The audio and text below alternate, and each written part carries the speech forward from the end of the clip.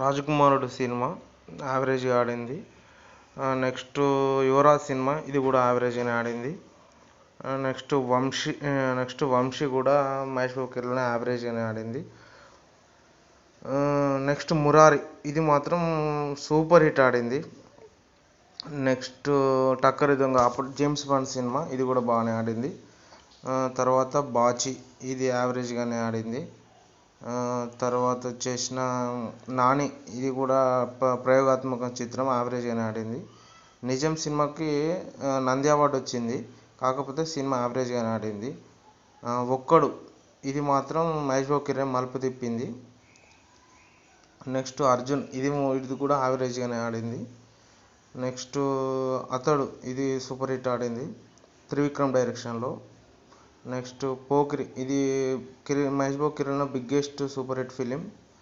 Next సైనికుడు ఇది కూడా యావరేజ్ ఫిలిం అని ఆడింది.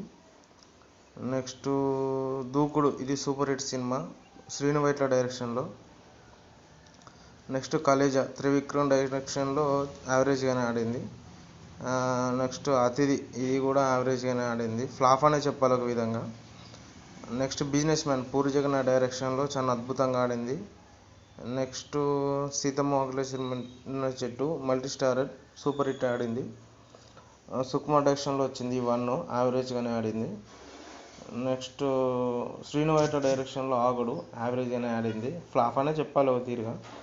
నెక్స్ట్ మహర్షి వంశీ డైరెక్షన్లో వచ్చింది, సూపర్ హిట్ ఆడింది. శ్రీమంతుడు కొరటాల శివ డైరెక్షన్ అద్భుతంగా బిగ్గెస్ట్ హిట్.